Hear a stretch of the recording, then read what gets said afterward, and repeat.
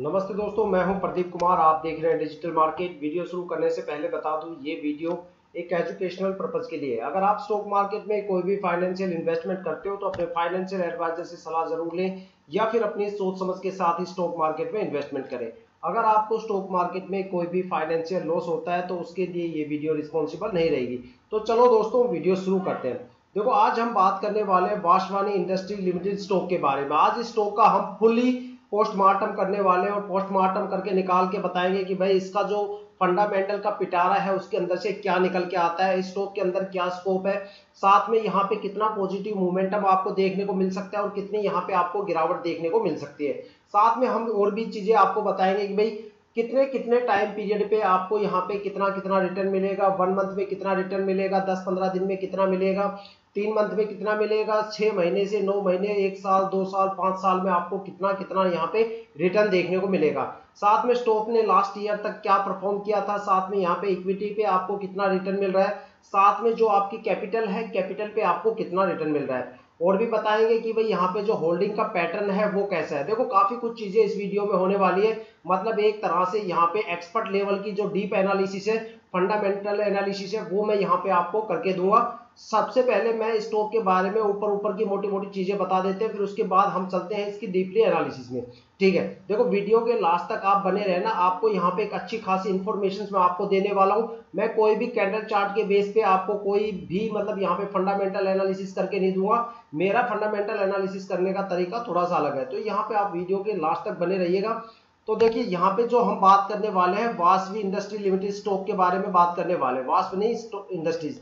ठीक है, वासवनी के नाम से ये स्टॉक एनएससी बीएससी में लिस्टेड है। 58 रुपए 1 पैसे का इस टाइम यहाँ पे करंट शेयर प्राइस चल रहा है। साथ में 5 रुपए 57 पैसे के जबरदस्त पॉजिटिव मोमेंटम के साथ में 10% की यहाँ पे जबरदस्त ग्रोथ के साथ ये स्टॉक आज अपने अपर सर्किट की तरफ काफी ताबड़तोड़ स्पीड पे जा रहा है। मतलब यहाँ पे एक जबरदस्त आपको पॉजिटिव मोमेंटम देखने को मिल रहा है। जल्द ही ये स्टॉक अपने अपर सर्किट की जो सबसे हायर वैल्यू है उसको अचीव करेगा। जो यहाँ पे टारगेट बनने वाला है वो यहाँ पे 75 प्लस के आसपास होने वाला है। ठीक है, अब बात करते हैं स्टॉक की लास्ट ईयर की परफॉर्मेंस पे। तो ये स्टॉक लास्ट ईयर का 22 रुपए 55 पैसे से चल के 62 रुपए 55 पैसे के आसपास गया था। तो देखा जाए तो यहाँ पे एक तरह से जो इन्वेस्टर्स का पैसा है वो पूरी तरह से यहाँ पे डबल हो गया।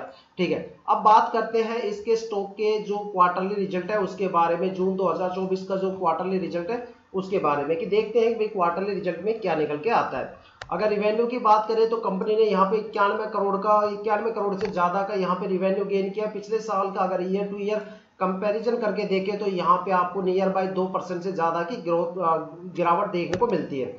साथ में अगर नेट इनकम की बात करें तो यहाँ पे आपको 2.5 करोड़ के आसपास नेट इनकम है। पिछले साल के कंपैरिजन में यहाँ पे आपको 8.5% से ज्यादा की गिरावट देखने को मिलती है। साथ में अगर डिल्यूटेड ईपीएस की बात करें तो यहाँ पे भी आपको 8.5% की गिरावट देखने को मिलती है। और अगर नेट प्रॉफिट मार्जिन की बात करें तो यहाँ पे टोटल प्रॉफिट मार्जिन 2.74% के आसपास है। लास्ट ईयर के कंपैरिजन में यहाँ पे 7% से ज्यादा की गिरावट देखने को मिल रही है। अब बात करते हैं स्टॉक की थोड़ी सी डीपली एनालिसिस के बारे में। सबसे पहले बात करेंगे स्टॉक की मार्केट कैपिटल के बारे में। स्टॉक की जो मार्केट कैपिटल है वो 156 करोड़ के आसपास है। देखा जाए तो जिस प्राइस रेंज के हिसाब से शेयर चल रहा है उसके हिसाब से जो 56 करोड़ की जो मार्केट कैपिटल है वो लगभग यहाँ पे सही है। तो यहाँ पे आपको एक अच्छा खासा पॉजिटिव पॉइंट मिलता है कि मार्केट के अंदर कुछ तो यहाँ पे पकड़ है। असली चीज तो यहाँ पे निकल के आएगी जो ये वाला सिनेरियो है। यहाँ पे देखिए, सबसे इंपॉर्टेंट चीज जो कि स्टॉक के अंदर, किसी भी स्टॉक के अंदर जो सबसे ज्यादा इंपॉर्टेंट चीज होती है वो मैं आपको बताने वाला हूँ, वो होती है आरओई। आरओई का मतलब होता है रिटर्न ऑन इक्विटी, कि आपको इक्विटी पे कितना रिटर्न मिलता है एक एवरेज के रूप में। तो यहाँ पे जो एवरेज बनती है वो 7 रुपए 43 पैसे के आसपास बनती है। भाई अगर आप कोई भी साल भर तक इक्विटी होल्ड करते हो तो आपको यहाँ पे 7-7.5 रुपए के आसपास एक अच्छा खासा रिटर्न इक्विटी पे आपको देखने को मिल सकता है। अगर यहाँ पे आरओसी की बात करें, रिटर्न ऑन कैपिटल, तो यहाँ पे डिविडेंड से रिलेटेड कुछ कॉन्सेप्ट होता है कि भाई यहाँ पे आपको अगर कैपिटल बेस पे अगर देखा जाए, देखो एक तो इक्विटी के बेस पे होता है, एक यहाँ पे कैपिटल बेस पे होता है। तो अगर आप जितनी कैपिटल लगाते हो उसके हिसाब से आपका यहाँ पे 100 रुपए के आसपास 16 रुपए 23 पैसे के आसपास बनने के चांसेस होते हैं।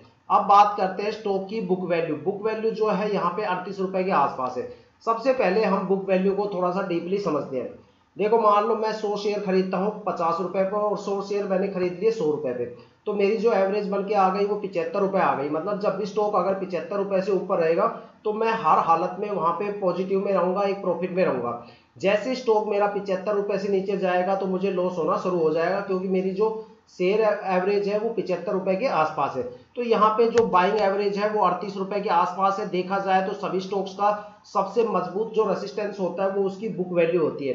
तो यहाँ पे जो सबसे मजबूत रेसिस्टेंस है वो 38 रुपए के आसपास है, और जो अभी शेयर का प्राइस चल रहा है वो 58 रुपए 31 पैसे के आसपास चल रहा है। तो मतलब यहाँ पे अगर देखा जाए तो अगर 50% इसका निकाला जाए, भाई इसका 50% अगर निकाला जाए तो यहाँ पे जो बुक वैल्यू है वो मतलब 50% से कुछ ज्यादा है। तो मतलब देख सकते हो कि भाई यहाँ पे आपको अगर किसी भी स्टॉक की बुक वैल्यू 50% से ज्यादा है तो हो सकता है कि भाई उस स्टॉक के अंदर जो प्रमोटर्स हैं और जो पब्लिक इन्वेस्टर्स हैं लगभग दोनों की बराबर नियर बाय बराबर आपको एक होल्डिंग यहाँ पे देखने को मिल सकती है। ठीक है, अगर बुक वैल्यू थोड़ी सी कम होती है तो इसका मतलब है कि भाई वहां पे प्रमोटर्स ने काफी सारा माल सस्ते दाम में वहां पे खरीद लिया और वहां पे पब्लिक इन्वेस्टर थोड़े से कम है। अब बात करते हैं इसकी फेस वैल्यू पे। जो स्टॉक की फेस वैल्यू है वो 10 रुपए के आसपास है। फेस वैल्यू क्या होती है वो मैं आपको बताता हूँ, इसको थोड़ा सा डीपली समझते हैं। मान लो आप 2 महीने के लिए कहीं पे शिमला घूमने चले जाते हो और आपने ये स्टॉक खरीद लिया 58 रुपए के आसपास या 60 रुपए के ऊपर ये स्टॉक जाता है, आपने 60 रुपए पे ये शेयर खरीद लिया और आप 2 महीने के लिए कहीं घूमने चले गए। अब पीछे से एक इंसिडेंट हो जाता है, भाई कंपनी का दिवालिया घोषित हो जाती है कंपनी, और कंपनी का यहाँ पे दिवाला निकल जाता है और कंपनी यहाँ पे डिलिस्ट होने की कगार पे आ जाती है और एक डेट दे दी जाती है कि भाई अगले महीने इस तारीख को कंपनी डिलिस्ट होगी। तो वहां पे क्या होगा कि लोग अपने शेयर धड़ाधड़ सोल्ड आउट करना शुरू कर देते हैं। अब आप घूमने चले गए कहीं पे शिमला वगैरह, ठीक है, अब जैसे ही आप आए तो आपको पता चला कि भाई कंपनी तो डिलिस्ट हो गई, आपका जितना भी शेयर है वो सारा क्या हो गया, जीरो हो गया। ठीक है, अब एज ए रिकवरी आपको क्या मिलेगा, तो एज ए रिकवरी आपको पर शेयर 10 रुपए यहाँ पे आपको देखने को मिलेगा। तो जो फेस वैल्यू होती है वो एक तरह से इंडियन स्टॉक मार्केट में रिकवरी होती है कि भाई जो उसका फेस वैल्यू है 10 रुपए, मतलब पर शेयर आपको रिकवरी के तौर पे 10 रुपए मिलेंगे। अगर कंपनी की सबसे पहले कंपनी डिलिस्ट होती है, उसके बाद उसका सारा असेट वगैरह सब कुछ सोल्ड आउट होता है, उसकी बोली लगती है, उसके बाद जितना भी पैसा आता है वो सबसे पहले कर्जदारों को दिया जाता है, फिर प्रमोटर्स को दिया जाता है, फिर एफआईआई और डीआईआई वालों को दिया जाता है, और अगर कोई चिल्लर बच गया तो वो फिर आपको पब्लिक इन्वेस्टर्स को दिया जाता है। तो देखा जाए तो स्टॉक मार्केट में फेस वैल्यू को कंसीडर कभी किया ही नहीं जाता, क्योंकि फेस वैल्यू के बेस पे अगर आप पैसे लगाओगे तो कभी पैसे लगा ही नहीं पाओगे।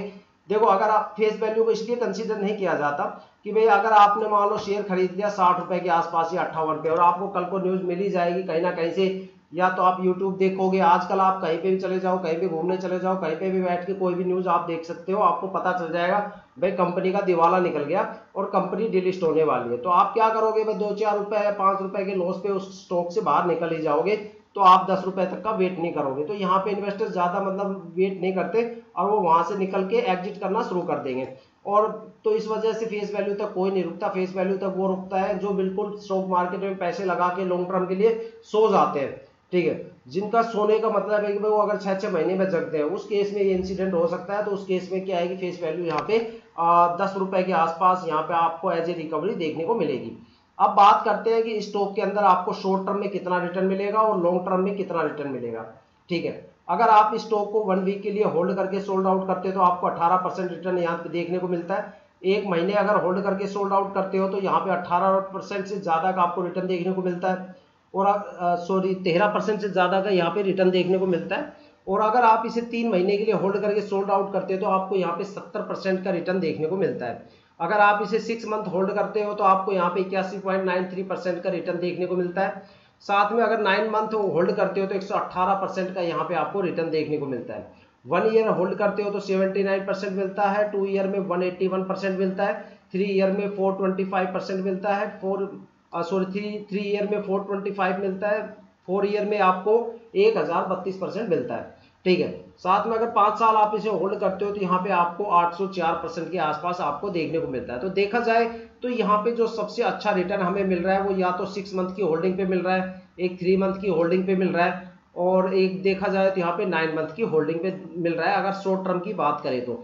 और अगर हम लॉन्ग टर्म की बात करें तो यहाँ पे आपको कम से कम या तो 4 साल में अच्छा रिटर्न मिलेगा, या फिर आपको 5 साल में रिटर्न अच्छा मिलेगा, या आपको 3 साल में एक अच्छा खासा रिटर्न देखने को मिलेगा। तो देखा जाए तो लॉन्ग टर्म के अंदर इन 3 टाइम पीरियड पे आपको एक अच्छा खासा रिटर्न देखने को मिलता है, और यहाँ पे 3 मंथ, 6 महीने और 9 महीने यहाँ पे अगर आप शॉर्ट टर्म में होल्ड करते हो तो यहाँ पे आपको एक अच्छा खासा रिटर्न देखने को मिल सकता है। ठीक है, तो ये है इसका होल्डिंग पैटर्न। अब बात करते हैं कि भाई यहाँ पे अगर देखो, मान लो अगर आप लॉन्ग टर्म के लिए इन्वेस्टमेंट करना चाहते हो और आपके पास ज्यादा अमाउंट नहीं है, आपके पास एक छोटा छोटा अमाउंट करके आप इंस्टॉलमेंट करना चाहते हो, तो आप यहाँ पे सिप स्टार्ट कर सकते हो। सिप में क्या है कि भाई थोड़ा थोड़ा अमाउंट एज इंस्टॉलमेंट डाल के आप लॉन्ग टर्म के लिए इन्वेस्टमेंट कर सकते हो। जैसे म्यूचुअल फंड वगैरह होता है या ईएमआई आप पे करते हो, इस तरीके से यहाँ पे कि ईएमआई आपकी बन जाएगी जो आपके अकाउंट से डिटेक्ट होती रहेगी। ठीक है, साथ में अगर बात करें तो शेयर होल्डर्स का जो पैटर्न है, पैटर्न के बारे में भाई जो होल्डिंग पैटर्न है वो यहाँ पे कैसा चल रहा है। अगर देखा जाए प्रमोटर, तो यहाँ पे जो पिछले साल प्रमोटर की होल्डिंग थी वो 58.33% थी, जो लगातार रिमेन सेम है। और इस साल भी देखा जाए तो यहाँ पे रेशियो में कोई भी चेंजेस नहीं देखने को मिल रहा। साथ में अगर यहाँ पे डीआईआई की होल्डिंग की बात करें तो लास्ट ईयर भी कोई भी यहाँ पे होल्डिंग नहीं थी और इस साल भी यहाँ कोई होल्डिंग नहीं है। साथ में अगर यहाँ पे एफआईआई की बात की जाए तो लास्ट ईयर भी यहाँ पे एफआईआई की कोई होल्डिंग नहीं थी और इस साल अगर एफआईआई की होल्डिंग की बात करें तो यहाँ पे भी एफआईआई की इस साल भी कोई होल्डिंग नहीं है। साथ में अगर बात करें पब्लिक इन्वेस्टर्स की, तो पिछले साल जो पब्लिक इन्वेस्टर थे वो 41.67% के आसपास थे, लगातार ये रेशियो सेम है। ठीक है, लेकिन मार्च 2024 में यहाँ पे थोड़ा सा गिरावट आपको देखने को मिली 0.01% की।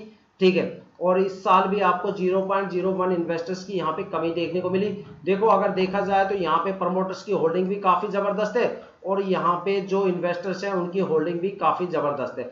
जब मैंने आपको पहले कहा था कि भाई यहाँ पे जो बुकिंग बाई बुक वैल्यू है वो 38 रुपए के आसपास है, तो जाहिर सी बात है भाई अगर बुक वैल्यू अगर शेयर प्राइस की हाफ तक होती है, ठीक है, तो यहाँ पे जाहिर सी बात है कि प्रमोटर्स और जो पब्लिक होल्डर्स है वो दोनों बराबर ही मिलेंगे। और जब ये बराबर रहते हैं, देखो यहाँ पे जो सबसे बेस्ट रेशियो होता है वो होता है 30, मतलब प्रमोटर्स की होल्डिंग जितनी ज्यादा रहेगी, मान लो प्रमोटर्स की होल्डिंग जितनी ज्यादा रहती है वो सबसे बेस्ट रेशियो रहता है। सबसे खतरनाक रेशियो मैं आपको बताता हूँ, जब आपके पब्लिक इन्वेस्टर जो है, ये आपके पब्लिक इन्वेस्टर्स है, इनकी होल्डिंग अगर यहाँ पे 30% आ जाती है, ठीक है, और जो ये प्रमोटर्स होते हैं, सॉरी इनकी जो होल्डिंग होती है, एक मिनट, जो पब्लिक इन्वेस्टर्स है अगर इसकी होल्डिंग चली जाती है 70 से लेके या 70 से लेके 80 के आसपास चली जाती है, ठीक है, और जो आपके प्रमोटर्स है इनकी होल्डिंग अगर 30% के आसपास आ जाती है, तब ये रेशियो एक ऐसा रेशियो होता है कि इस रेशियो पे आने के बाद स्टॉक की जो परफॉर्मेंस है वो काफी ज्यादा खराब हो जाती है। यहाँ पे आपको कोई भी परफॉर्मेंस देखने को नहीं मिलेगी, बल्कि एक लगातार यहाँ पे आपको फ्लक्चुएशन देखने को मिलेगा। अगर लगातार प्रमोटर्स की होल्डिंग में यहाँ पे गिरावट हो रही है और यहाँ पे पब्लिक इन्वेस्टर्स में लगातार आपको एक अच्छा खासा इंक्रीमेंट देखने को मिल रहा है, तब भी स्टॉक्स के अंदर परफॉर्मेंस बिल्कुल खत्म हो जाती है। उस स्टॉक के अंदर परफॉर्मेंस उतनी ही पिटती, जैसे जैसे पब्लिक इन्वेस्टर्स की होल्डिंग बढ़ती जाएगी स्टॉक की परफॉर्मेंस घटती जाएगी, और जिस तरीके से जो प्रमोटर्स है उनकी होल्डिंग घटती जाएगी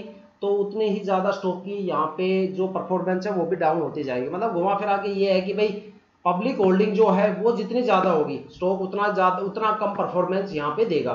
तो यहाँ पे जो फिलहाल रेशियो है प्रमोटर्स का और पब्लिक होल्डर्स का वो लगभग यहाँ पे इक्वली ही है, ज्यादा कोई डिफरेंस देखने को नहीं मिल रहा। 10-11% का यहाँ पे, 10-12% का यहाँ पे एक माइनस का डिफरेंस देखने को मिल रहा है, ठीक है, तो इतना डिफरेंस कोई ज्यादा मैटर नहीं करता। स्टॉक यहाँ पे एक जबरदस्त पॉजिटिव मोमेंटम के साथ चलने वाला है और यहाँ पे एक जबरदस्त यहाँ पे उछाल आपको देखने को मिलने वाला है, ठीक है। अभी अगर होल्डिंग पैटर्न देखा जाए तो काफी जबरदस्त है और इस होल्डिंग पैटर्न के अकॉर्डिंग हम बात कर सकते हैं कि भाई स्टॉक काफी ज्यादा ऊपर जाने वाला है। साथ में जो इसका जो मजबूत रेसिस्टेंस है वो 38 रुपए का है। चाहे मार्केट में कितना भी क्रैश आ जाए, ये स्टॉक 38 रुपए से नीचे आपको देखने को नहीं मिलेगा। अगर 38 रुपए से नीचे गया तो यहाँ पे दब के ठुकाई पब्लिक इन्वेस्टर्स की नहीं होगी, यहाँ पे एफआईआई, डीआईआई और प्रमोटर्स जो है उनकी भी दब के ठुकाई होगी, ठीक है। तो 38 रुपए से नीचे जाएगा तो जाहिर सी बात है कि स्टॉक के अंदर जो परफॉर्मेंस है वो काफी जबरदस्त होने वाली है। आपको ये स्टॉक कैसे लगा और आपको ये स्टॉक की जो एनालिसिस है वो कैसी लगी, कमेंट करके मुझे जरूर बताना, ठीक है। देखो, और साथ में अगर आप वीडियो पे नए हो तो चैनल को सब्सक्राइब जरूर कीजिएगा, ताकि हम जितने भी डीपली एनालिसिस करके आपके लिए वीडियो लेके आते हैं उसकी नोटिफिकेशन आप तक सबसे पहले पहुंचे, ताकि आप स्टॉक मार्केट के हर पहलू से रूबरू रहे, अपडेट रहे, अपने आप को अपग्रेड करते रहे। तो इसी के साथ ये वीडियो समाप्त करते हैं। जय हिंद।